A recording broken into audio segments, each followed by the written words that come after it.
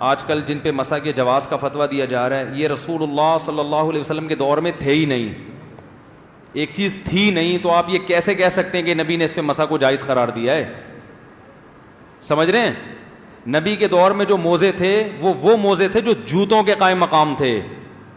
جب وہ موزے پہنے جاتے تھے تو پھر جوتے, بولو بھائی, نہیں پہنے جاتے تھے. ان موزوں کا حدیث میں تذکرہ ملتا ہے. دیکھو حدیث میں اسی چیز کا تذکرہ ہوگا نا جو نبی کے دور میں ہوگی بھی. تو دیکھو چاول کا حدیث میں ذکر نہیں ہے. کیوں نہیں ہے؟ عرب میں چاول بولتے کیوں نہیں بھائی؟ تھے ہی نہیں. دوسری قوم میں تھے, عرب میں نہیں تھے.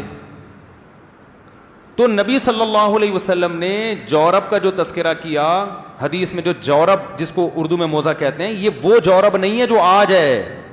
الفاظ کو نہیں دیکھا جائے گا, مفہوم کو دیکھا جائے گا کہ حدیث کا مفہوم کیا ہے. تو یہ وہ جورب ہے جو صحابہ پہنتے تھے, اور وہ جورب تھا کہ جب وہ جورب پہنتے تھے پھر جوتے نہیں, وہ جوتوں کے قائم مقام ہوتا تھا. نہیں آ رہی بات؟ تو وہ ساکس جو جوتوں کے قائم مقام ہوگا نا, اس پہ مسح جائز ہوگا. تبھی ہم کہتے ہیں حدیثوں کا مطلب فقہا سے پوچھا کرو, آج کے لوگوں سے مت پوچھو, اس میں انسان غلطی کر بیٹھتا ہے. تو صحابہ کے جو, تبھی تمام فقہا اس کے قائل ہیں. مختلف شرطیں لگائی ہیں. کسی نے کہا اتنے میل پیدل چل سکتا ہو اس میں, کسی نے کہا کہ اتنے موٹے ہوں, کسی نے کہا یہ شرط. تو یہ شرطیں کیوں لگائی ہیں؟ سب نے اپنے اپنے حساب سے, صحابہ کرام جس قسم کے موزے پہنا کرتے تھے ان کا ایک معیار متعین کیا ہے اور شرطیں لگائی ہیں. ہر آدمی اپنے لحاظ, ہر مجتہد نے اپنے لحاظ سے شرطیں لگائی ہیں نا. انہوں نے کہا صحابہ کے موزے جو تھے نا اس میں یہ کوالٹی تھی کہ اتنے میل چل سکتے تھے. کسی نے کہا نہیں یہ شرط, کسی نے کہا یہ شرط. تو وہ سب انہوں نے اس موزے کو بنیاد بنایا ہے. یہ والا موزہ جو ٹیشو پیپر کی طرح باریک ہوتا ہے, اس کو کسی نے بھی بنیاد نہیں بنایا. اور وضو کا معاملہ ہلکا معاملہ نہیں ہے, نماز ہے. اور پاؤں دھونے کا حکم قرآن نے دیا ہے. تو قرآن کی آیت کو چھوڑا جائے گا بہت مضبوط دلیل کی بیس پہ. ایک ترمذی کی روایت یا کوئی روایت جس میں جورب کا ذکر آیا اور جورب سے آپ نے یہ والے موزے مراد لے لیے, اتنی کمزور دلیل پہ قرآن نہیں چھوڑا جا سکتا. تبھی امام ابو حنیفہ کہتے ہیں ما قلت بالمسح علی الخفین, میں نے موزوں پہ مسح کا فتویٰ اس وقت تک نہیں دیا جب تک کہ میرے پاس چڑھتے سورج کی طرح دلائل نہیں آ گئے کہ یہ مسح جائز ہے. کیوں اتنے کثرت سے دلائل آئے ہیں پھر فتویٰ دیا؟ کیونکہ قرآن میں پاؤں دھونے کا حکم ہے. قرآن تو بہت مضبوط ہے. آپ موزے چڑھا کے دیکھ لو سعودی عرب میں اور دبئی شارجہ میں کیا ہو رہا ہے. 5 نمازیں عام ساکس ہیں اس پہ مسح کر کر کے نمازیں پڑھ رہے ہیں. پاؤں دھونے کا حکم کہاں گیا؟ بالکل ہی شارٹ ہو گیا مارکیٹ سے. تو یہ موزوں پر کون سا, یہ پہننا بھی کوئی مشکل کام نہیں ہے, اتارنا بھی کوئی مشکل کام نہیں. اور ان موزوں میں ایک ٹینشن یہ بھی ہے, ایک مسئلہ یہ بھی ہے کہ ان موزوں کو تو پہنے پاؤں دھو سکتے ہو آپ, یہ تو اتنے ہلکے ہیں. موزوں پہ مسح کرنے کی تو اجازت اس لیے ہے نا کہ حرج نہ ہو. تو حرج سے بچنے کے لیے تو یہ ضروری ہے کہ ان کو پہن کے پاؤں دھونا ممکن نہ ہو. ان کو پہن کے تو آپ آسانی سے پاؤں دھو سکتے ہیں, پورا پاؤں گیلا ہو جائے گا آپ کا. تو پاؤں دھونے کی ٹینشن سے بچانے کے لیے حکم دیا موزوں پہ مسح کرو. تو وہ ٹینشن ان موزوں میں ہوتی نہیں ہے. آپ کہہ سکتے ہو کہ ہوگی کیونکہ ہم جب دھوئیں گے تو گیلے ہو جائیں گے, گیلے پاؤں میں شوز میں وہ کیسے پہنیں گے, اور وہ پہن کے نماز کیسے, گیلے ہو جائیں گے نا شوز. تو یہ گیلا ہونا شریعت کی نظر میں کوئی حرج, بولو بھائی, نہیں ہے. حرج وہ ہوتا ہے جس کو شریعت نے حرج مانا ہو. تو اس لیے بھائی یہ نیا فتویٰ ہے, مارکیٹ میں چل رہا ہے. سعودیہ کے شیخ بن باز رحمہ اللہ تعالی ہمارے لیے قابل احترام تھے. ان کی ایک ذاتی رائے تھی اور یہ ابن تیمیہ رحمہ اللہ سے انہوں نے لی تھی, اور وہ پوری امت میں, کیونکہ سعودیہ کے مفتی اعظم کا فتویٰ بڑا مانا جاتا ہے, سعودیہ کے ہے نا, تو اس کے مقابلے میں تمام بڑے بڑے فقہا کو لوگوں نے چھوڑ دیا.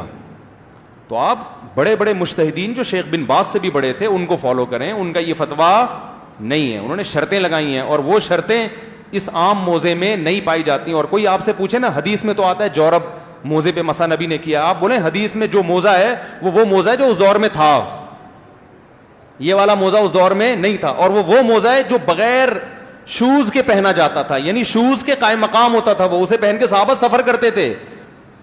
سمجھ رہے ہیں کہ نہیں سمجھ رہے ہیں؟ اس موزے کو پہن کے کوئی, یہ موزہ پہننا نہ پہننا برابر ہے. یہ ننگے پاؤں جیسا ہوتا ہے آدمی, اسے پہن کے انڈا موڑ تک نہیں جا سکتا آدمی. تو اس لیے نماز بہت اہم رکن ہے اور وضو بہت اہم. اور کیا حدیث میں آتا ہے کہ ایڑیاں ذرا سی خشک رہ گئی تھی ایک صحابی کی وضو میں, ذرا سی خشک, آپ نے فرمایا ویل للاعقاب من النار, ان ایڑیوں کے لیے جہنم کی آگ ہے. کتنی شدید وعید ہے نا حدیث میں پاؤں نہ دھونے پر, کہ ایڑی اتنی سی خوش رہ گئی تو آپ کیا وعید سنا رہے ہیں کہ آگ کی. تو اس سے پتہ چلتا ہے پاؤں دھونے کا حکم اسلام میں وضو میں معمولی حکم نہیں ہے, پورا پاؤں باقاعدہ دھونا پڑے گا. ہاں حدیث میں کثرت سے آتا ہے کہ آپ صلی اللہ علیہ وسلم نے خفین پر مسح کیا ہے. خف تو ان موزوں کو کہتے ہی نہیں ہے. ایک حدیث میں جورب ہے تو اس سے بھی خف ہی مراد ہے, یہ والے موزے مراد نہیں ہیں. تو مضبوط دلیل جب تک نہیں ہوگی قرآن کے حکم کو چھوڑا نہیں جائے گا. تو اس کو اندھی تقلید نہیں کہتے, اس کو تقلید علی وجہ البصیرہ کہتے ہیں. اندھی تقلید وہ ہے جو آپ کر رہے ہیں کہ بس بن باز کا فتویٰ آ گیا تو ساری دنیا ایک طرف. سمجھ رہے کہ نہیں سمجھ رہے؟ باقی سارے فقہا کو چھوڑ دیا آپ نے. ایک صاحب نے مجھے بتایا کہ میں سفر کر رہا تھا, کچھ عرب لوگ تھے میرے ساتھ, بڑے متشدد قسم کے عربی تھے وہ. تو نماز کے کسی مسئلے میں اختلاف ہوا سفر کے دوران, تو میں نے ان کو بتایا کہ فلاں امام ابو حنیفہ یہ کہتے ہیں, امام شافعی بھی یہ کہتے ہیں, امام احمد بھی یہ کہتے ہیں, امام مالک بھی یہ کہتے ہیں, سب یہی کہتے ہیں. تو انہوں نے کہا میں کسی کو نہیں مانتا, میں حدیث کو مانتا ہوں. یہ انہوں نے مجھے خود واقعہ سنایا, اور وہ خود بھی سعودی عرب میں پڑھے ہیں, پاکستان کے عالم نہیں ہیں وہ, سعودیہ سے پڑھے ہوئے جو مجھے واقعہ سنا رہے ہیں. کہہ رہے میری بحث ہو رہی کہ یار چاروں امام یہ کہتے ہیں, تو انہوں نے کہا میں نہیں مانتا, میں تو حدیث کو مانتا ہوں. کہہ رہے میں نے کہا کہ شیخ صالح عثیمین کا بھی یہی فتویٰ ہے سعودیہ کے. کہہ رہے فوراً مان لیا انہوں نے, اچھا ان کا بھی یہ فتویٰ ہے, پھر ٹھیک ہے. میں نے کہا یار یہ کیا بات ہوئی, وہ حدیث جس پہ شیخ صالح العثیمین فتویٰ دے دیں تو وہ تو حدیث کا فتویٰ ہے, چاروں امام فتویٰ دیں وہ حدیث کا فتویٰ نہیں ہے. تو تقلید سب کر رہے ہیں, یہ یاد رکھو. جو کہہ رہے ہیں نا میں حدیث کو مانتا ہوں ابو حنیفہ شافعی کو نہیں مانتا, او بھائی آپ حدیث کو کا لیبل لگا رہے ہو, آپ حدیث کی وہ تشریح مانتے ہو جو آپ کے مفتی نے آپ کو بتائی ہے, سمجھ رہے ہو؟ جو دوسرا مفتی بتا رہا ہے اس کو آپ لفٹ کرانے کے لیے تیار ہو ہی نہیں. تو ہم کہتے ہیں جب عامی آدمی نے مفتی کی تقلید ہی کرنی ہے, بن باز ہو یا صالح العثیمین ہو, یہ یقیناً قابل احترام تھے ہمارے لیے, تو جب آپ نے انہی مفتیوں کی تقلید ہی کرنی ہے تو ائمہ اربعہ کی تقلید کرو, وہ زیادہ بہتر نہیں ہے کیا؟ جنہوں نے تابعین تبع تابعین کا دور دیکھا, صحابہ تابعین کو نمازیں پڑھتے ہوئے دیکھا اپنے سامنے, صحابہ تابعین اور ان کے شاگردوں کو, تو وہ زیادہ اس قابل ہے کہ ان کی تقلید کی جائے.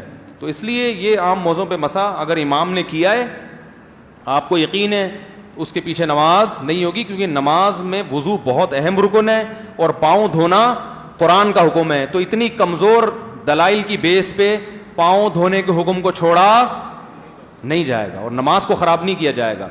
بعض لوگ اس پہ یہ کہتے ہیں اس سے تو امت میں اختلاف پیدا ہوگا, امام نماز پڑھا رہے عام موضوع پہ مسح کر کے, آپ اس کے پیچھے نماز نہیں پڑھ رہے, اس سے تو مسجدوں میں جھگڑے پیدا ہوں گے. یقیناً پیدا ہوں گے, لیکن اس جھگڑے کا ذمہ دار وہ امام ہے کہ جو اپنے مسلک کو سب پہ ٹھونس رہا ہے سب کے اوپر. بھائی اس کے مسلک میں بھی عام موضوع پہ مسح کرنا جائز ہے نا, فرض تو نہیں ہے. تو وہ عام لوگوں کو فتنے سے بچانے کے لیے وہ یہ کر لے کہ یار میں جب اپنی نماز پڑھوں گا تو عام موضوع پہ مسح کروں گا, لیکن جب میں جماعت سے نماز پڑھاؤں گا تو سب کے جذبات کی رعایت کروں گا, اختلاف میں نہیں ڈالوں گا, لہذا میں عام موضوع پہ مسح نہیں کروں گا. ایسے طریقے سے نماز پڑھاؤں گا کہ سب کے نزدیک نماز ہو جائے گی. تو اگر یہ اختلاف مسجد میں پیدا ہو رہا ہے تو اس کے ذمہ دار مقتدی نہیں ہے, وہ امام ہے جو ایک بن باز کی رائے کو اٹھا کے سب پہ تھوپ رہا ہے زبردستی, ٹھیک ہے نا, وہ ذمہ دار ہے اس کا. اس لیے امام کو چاہیے کہ بھائی آپ کی اگر پھر بھی یہ رائے ہے کہ عام موضوع پہ مسح جائز ہے تو آپ اپنے طور پر اس رائے پر عمل کریں, آپ اپنی رائے زبردستی دوسروں پہ مسلط نہ کریں. آپ سمجھتے ہو کہ نہیں سمجھتے ہو؟